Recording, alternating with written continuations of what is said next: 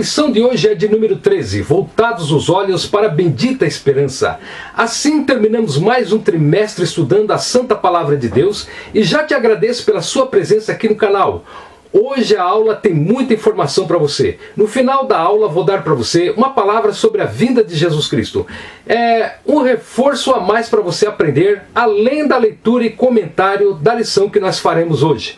Portanto, se é útil para você, clique no gostei, se inscreva no canal, compartilhe com a sua igreja, deixe um comentário, um amém.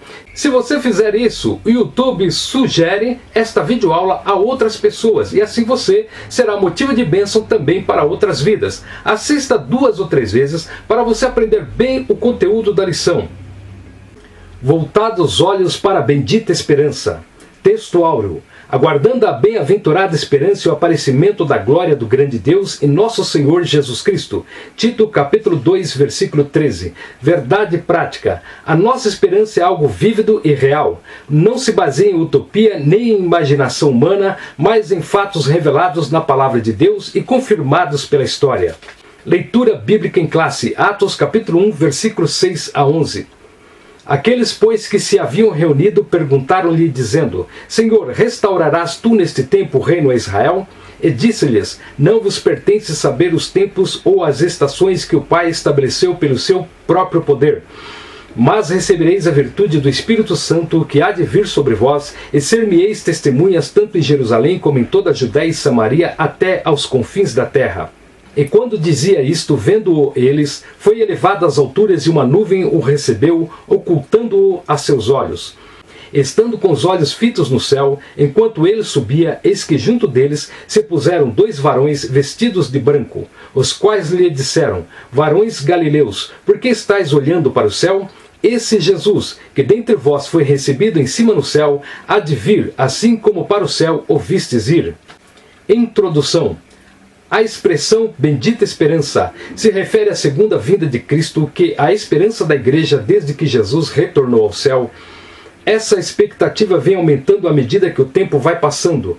A presente lição pretende esclarecer quão breve será esse evento para que cada um mantenha a vigilância e a fidelidade. Breve o Senhor virá. A vinda de Jesus é tão certa quanto a sucessão dos dias e das noites. E disso não temos a menor dúvida. Esse dia está próximo e os sinais que precederão a vinda de Cristo já estão presentes. A vinda de Cristo. A segunda vinda de Cristo é uma verdade ensinada na Bíblia inteira com abundância de detalhes nos evangelhos e nas epístolas. Todos os ramos do cristianismo concordam que Jesus um dia voltará, mas essa unanimidade não ocorre no tocante à maneira como isso vai acontecer. Há diversas interpretações sobre o tema que fogem ao escopo da presente lição. Inclui-se na expressão segunda vinda o arrebatamento da igreja e a vinda de Jesus em glória. Quando o Senhor Jesus ascendeu ao céu, os varões de branco disseram que ele virá da mesma maneira que subiu. Esse cenário é da sua vinda em glória e não do arrebatamento da igreja. Dizemos-vos, pois, isto pela palavra do Senhor, que nós, o que ficarmos vivos para a vinda do Senhor, não precederemos os que dormem. 1 Tessalonicenses 4 e 15. Na primeira etapa do arrebatamento da igreja, serão levados por Jesus os vivos que estão salvos. Os que morreram salvos também serão ressuscitados. Jesus virá nas nuvens, invisíveis para os não salvos, porém será visto por todos os salvos. Será no momento, no abrir e fechar de olhos. A segunda etapa da vinda de Jesus, todo o olho o verá. Então aparecerá no céu o sinal do Filho do Homem, e todas as tribos da terra se lamentarão e verão o Filho do Homem, vindo sobre as nuvens do céu, com poder e grande glória. Está escrito em Mateus 24 e 30. A segunda etapa da vinda de Jesus Cristo acontecerá 7 anos proféticos depois da primeira etapa da vinda de Jesus Cristo. No final será no final da grande tribulação, com poder e grande glória, acompanhado com os santos, a igreja do Senhor, para derrotar a besta, para derrotar o falso profeta, para derrotar o anticristo e para derrotar o dragão, e para salvar Israel dos seus inimigos e para inaugurar o milênio. Uma promessa de Jesus. Ele prometeu voltar para nos buscar e nos levar para o céu, mas parece que antes do Pentecostes, os discípulos ainda não tinham uma compreensão exata dessa vinda. pelo que se pode observar na pergunta dos discípulos: Senhor, restaurarás tu neste tempo o reino a Israel? Talvez estivesse ainda pensando no reino físico, político, que era o pensamento dominante em Israel. Mas Jesus os corrige por duas razões principais. O dia e a hora dessa bendita esperança, a exclusividade do Pai, está fora do radar humano. E a restauração do reino de Deus não é só para Israel, mas para todos os povos. Jerusalém, como em toda a Judéia e Samaria, até os confins da terra. Uma promessa de Jesus. Em Mateus 24:39, Jesus Cristo prometeu: e não o perceberam até que veio o dilúvio e os levou a todos, assim será também a vinda do Filho do Homem. Em Mateus 24:42, Jesus Cristo também prometeu: vigiai, pois, porque não sabeis a que hora há de vir o vosso Senhor. Em Mateus 24:44, Jesus Cristo também prometeu: por isso estáis vós apercebidos também, porque o Filho do Homem há de vir a hora em que não penseis. O dia se aproxima. Sabemos que a vida de Jesus está próxima pelos sinais claros que o Senhor Jesus nos deixou. Pregamos por toda parte que Jesus breve vem, e essa mensagem está em nossos hinos congregacionais e nos diversos cânticos inspirados nas Escrituras. Ninguém sabe o dia nem a hora, mas o Senhor Jesus deixou sinais claros e evidentes que mostram que esse dia está próximo. Os principais são a efusão do Espírito Santo, uma promessa para os últimos dias, que a partir do avivamento da Rua Azusa tem se espalhado pelo mundo inteiro. Os pentecostais são o maior movimento protestante do mundo. O outro sinal evidente é a fundação do Estado de Israel, que desde 1948 ostenta sua bandeira tremulando na sede das Nações Unidas como Estado soberano. O dia se aproxima. Sinais da volta de Cristo. Em Mateus capítulo 24, versículo 4 e 5, nós saberemos que Jesus está prestes a voltar, porque haverá falsos cristos e falsos profetas. E Jesus respondendo disse-lhes: acautelai-vos que ninguém vos engane, porque muitos virão em meu nome dizendo: eu sou o Cristo, e enganarão a muitos. Também a proximidade da volta de Jesus Cristo, ela será antecedida pelo sinal da apostasia espiritual, ou o desvio da fé. Em 1 Timóteo capítulo 4, versículo 1, mas o Espírito expressamente diz que, nos últimos tempos, apostatarão alguns da fé, dando ouvidos a espíritos enganadores e a doutrina de demônios. Também um dos sinais de que está perto a volta de Jesus Cristo será a perseguição aos crentes e à igreja. Em Mateus 24 e versículo 9 está escrito: então vos hão de entregar para serdes atormentados e matar-vos-ão. Sereis odiados de todas as gentes por causa do meu nome. Também um dos sinais da volta de Jesus Cristo será guerras, fome, pestes e terremotos. Mateus capítulo 24 versículo 7.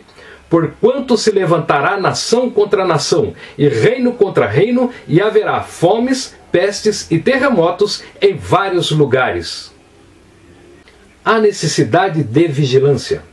A vigilância se faz necessária porque ninguém sabe o dia da vinda de Jesus. Entendemos como vigilância o ato ou efeito de vigiar, o estado de quem permanece alerta, de quem procede com precaução para não correr risco. Devemos permanecer acordados, atentos no cuidado de não nos afastarmos de Jesus e aguardar a bendita esperança. Exortação à vigilância. O Senhor Jesus nos exorta com muita ênfase sobre a necessidade da vigilância. Vigiai, pois, porque não sabeis a que hora há de vir o vosso Senhor. Mateus 24 e 44. A razão disso é porque ninguém sabe quando vai acontecer a sua vinda. Essa era também a preocupação nos ensinos dos apóstolos. O ensino de Jesus nas diversas parábolas e nos discursos escatológicos, como em Mateus 24, Marcos 13 e Lucas 21, dá muita ênfase à necessidade de os crentes estarem atentos. A necessidade da vigilância. Exortação e vigilância. Devemos crer na vinda de Jesus, porque muitos já estão desapercebidos. Devemos orar continuamente, porque muitos já não oram mais. Devemos amar a volta de Jesus Cristo, porque muitos não acreditam que Cristo voltará. E devemos anunciar a volta de Jesus Cristo, porque muitos estão perecendo na morte espiritual. Devemos observar os sinais da vinda de Jesus. Devemos buscar mais e mais a santidade de vida. E devemos buscar o avivamento espiritual, o despertamento espiritual, para nós não continuarmos perecendo neste mundo ímpio de vaidade, de pecado, que não crê na vinda de Jesus Cristo. Os alarmes falsos. Muitos líderes e grupos religiosos arriscam-se em marcar a data da segunda vinda de Cristo. Alguns deles cravaram várias datas, outros, depois de constatarem que elas não batiam, reinterpretaram as supostas profecias e as protelaram para outras datas. Todos esses líderes e grupos falharam. É um erro tentar adivinhar os tempos e as estações, pois só Deus sabe o dia e a hora. A palavra de Deus rejeita todas as falsas expectativas acerca da vinda de Cristo. Essa maravilhosa doutrina tem como objetivo trazer esperança aos crentes, não a incredulidade, a falsa expectativa e os alarmes falsos. Os alarmes falsos. Os alarmes falsos se referem às mentiras e às profecias falsas a respeito da vinda de Jesus Cristo. O pastor Joá Caetano escreveu o seguinte: todos que tentaram determinar dia e hora para a vinda do Senhor foram envergonhados, desacreditados e até ridicularizados. Deus ocultou aos homens data, dia e hora. Mesmo assim, falsos profetas insistem em dizer que dia Jesus Cristo voltará. Infelizmente, muitos acreditam nestas mentiras. Vivendo com a fidelidade. Viver com fidelidade é adotar um estilo de vida cristão na esperança da vinda de Cristo. Assim como Deus é santo e exige santidade do seu povo, da mesma maneira um Deus fiel exige fidelidade do seu povo. Definição. Fidelidade é a qualidade de ser cheio de fé, característica do que é fiel, lealdade. Os termos fidelidade, verdade e lealdade pertencem ao mesmo campo semântico na Bíblia. Seja o Senhor entre nós testemunha da verdade e fidelidade, mostrando toda a boa lealdade. Fidelidade é uma demonstração de fé, lealdade, respeito, constância nos compromissos assumidos. Vivendo com fidelidade. Definição de fidelidade. Fidelidade é ser digno de confiança. Fidelidade é ser cumpridor das promessas. Ser fiel quer dizer agir de maneira correta. Fidelidade é aquele que não muda conforme as situações lhe favoreçam. E também aquele que não muda nem quando se sente prejudicado. A fidelidade de Deus. A verdade é um dos atributos morais de Deus, do qual reflete outras perfeições divinas, dentre as quais a fidelidade. Deus é fiel, a fidelidade de Deus é grande e expressa uma absoluta confiança cuja ideia é de firmeza.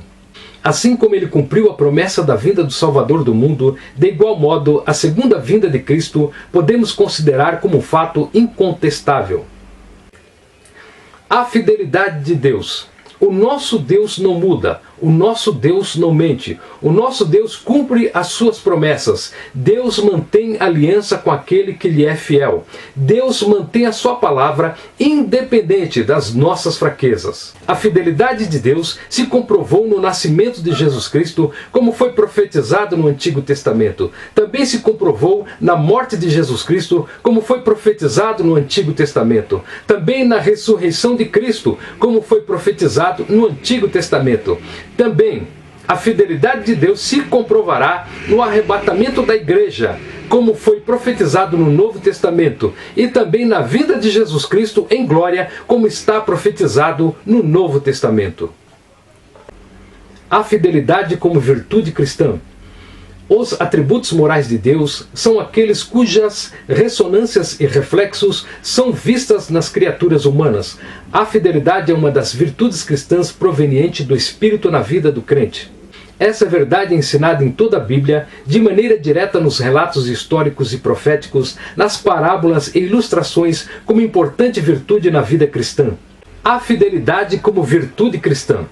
Em Daniel capítulo 6 e versículo 4, nós encontramos o seguinte: nisso o presidente e os sátrapas procuravam achar ocasião contra Daniel a respeito do reino, mas não podiam achar ocasião ou falta alguma, porque ele era fiel e não se achava nele nenhum erro e nem falta. Daniel, o profeta, ele é um exemplo de fidelidade a Deus para toda a igreja de hoje. Nossa fidelidade deve ser caracterizada pela firmeza na fé, também pelo propósito de servir a Deus todos os dias, também pela nossa conduta cristã, sendo contra a corrupção e o pecado dos dias de hoje. Indo em busca da santidade na vida diária, ser íntegro como Jó, com retidão, honestidade, sinceridade, como uma luz no mundo de trevas. Tempos e estações. Jesus, respondendo à pergunta dos discípulos, ampliando o horizonte desse reino: não vos pertence saber os tempos e as estações. Essa resposta é dupla. Tempos, no grego, nessa passagem, é cronos e significa um longo período. Haveria um espaço de tempo para a pregação do Evangelho entre a descida do Espírito Santo e a vinda de Cristo. Estações. Nesse verso é kairos, que significa ocasião, e se refere aos eventos críticos que devem acompanhar o estabelecimento do reino. Tempos e estações são prerrogativas de Deus. Tempo e estações. Os discípulos estavam ansiosos pela restauração de Israel e pela inauguração do reino de Deus. Sabiam que seria um tempo de paz, de prosperidade e de esperança. Queriam para já as bênçãos de Deus. Jesus, porém, mostrou-lhes: não deveriam se preocupar. Este assunto pertence a Deus e eles deveriam sim pregar e anunciar o evangelho do reino de Deus. Nós não devemos nos preocupar com o tempo. Nós devemos não perder tempo. Remir o tempo se submetendo à vontade do Espírito Santo, fazendo a obra de Deus fielmente até a vinda de nosso Senhor e Salvador Jesus Cristo. Conclusão: viver com fidelidade é ser fiel e leal a Deus durante toda a vida. A fidelidade ao Senhor Jesus é uma das condições para herdar o reino dos céus. O Senhor Jesus falou reiteradas vezes sobre a sua vinda. Ao ascender ao céu, 2 anjos reafirmaram essa promessa: esse Jesus que dentre vós foi recebido em cima no céu, há de vir assim como para o céu o vistes ir. A volta de Jesus para nos levar ao céu é a esperança da igreja. Agora, sobre o que nós havíamos prometido no começo da videoaula, uma palavra para você acerca dos eventos da segunda vinda de Jesus Cristo. O arrebatamento da igreja. Será o rapto dos santos da terra. Acontecerá em toda a terra ao mesmo tempo. Os ímpios não verão a Cristo. A trombeta soará e os que morreram salvos ressuscitarão primeiro e os vivos salvos serão transformados. E todos serão glorificados e irão ao encontro de Jesus Cristo nas nuvens. Cristo não pisará na terra, mas ele estará nas nuvens aguardando a sua igreja. Agora, enquanto a igreja estiver com Cristo na glória, haverá um período profético de 7 anos. O que acontecerá nesses 7 anos? Acontecerá o tribunal de Cristo. Todos os salvos estarão presentes, não será um julgamento para condenação eterna e receberão a recompensa pelo que fizeram na obra de Cristo. Vale a pena servir a Cristo. O que também acontecerá nesse período profético de 7 anos? Também acontecerá nesse período de 7 anos proféticos as bodas do Cordeiro, que será um grande banquete nas regiões celestes, onde será celebrada a união da igreja com Cristo. Eu espero você lá, porque também aguardo chegar lá nas bodas do Cordeiro. Neste período de 7 anos profético, enquanto a igreja estiver com Cristo, lá no tribunal de Cristo e depois também nas bodas do Cordeiro, aqui na terra, muitos eventos também acontecerão. Por exemplo, a grande tribulação é um tempo de angústia e de sofrimento. É conhecido como o dia do Senhor. A igreja não passará pela grande tribulação. Será o período do anticristo, um líder mundial influenciado por Satanás. Será também um período onde estará o falso profeta, o líder religioso, porta-voz do anticristo. E também será um período onde estará reinando o dragão, que é o próprio diabo. Durante uma semana de anos proféticos, 7 anos proféticos, será feita uma aliança com Israel.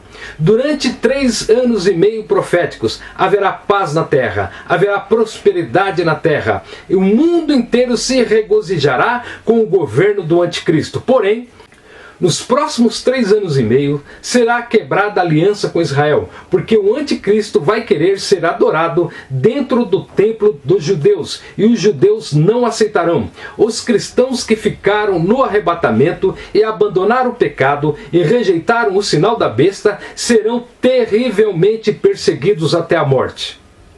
No final desses 7 anos proféticos, no final da grande tribulação, Jesus virá com poder e glória. Todos os habitantes da terra o verão. Jesus pisará na terra. Jesus virá com a igreja glorificada. Jesus virá como rei para julgar as nações. Jesus virá para livrar Israel do cerco dos seus inimigos, para restaurar espiritualmente os judeus, para derrotar o falso profeta, para derrotar o anticristo, para derrotar o dragão e para inaugurar o milênio com a sua igreja. Em tempos de pandemia, vamos orar. Pai Santo e Deus da Glória, em nome do Senhor Jesus, a tua mão alcance os fracos, os enfermos e sofredores, dando-lhes forças e livramento. A tua misericórdia encontra lugar na vida dos perdidos, afastados e pecadores para salvá-los. Guarda o nosso país e as nações da violência, da corrupção, da idolatria e de toda a maldade. A tua proteção seja sobre a vida de todos que estão participando dessa videoaula. Guarde os nossos parentes, tios, tias, primos, sobrinhos, irmãos, pais, esposos, esposas, vizinhos, amigos, as igrejas e nossos irmãos em Cristo. E que os nossos inimigos recebam a tua graça, o teu perdão e o teu amor. No amor de Cristo nós te agradecemos. Amém. No próximo trimestre estaremos estudando dons espirituais e ministeriais. Será uma bênção para a sua vida. Comentário do pastor Elinaldo Renovato de Lima. Vai ser bom demais. Deus abençoe a sua vida. Deus abençoe a sua família. Deus abençoe a sua casa. Hoje e sempre. E até lá, se Deus assim permitir.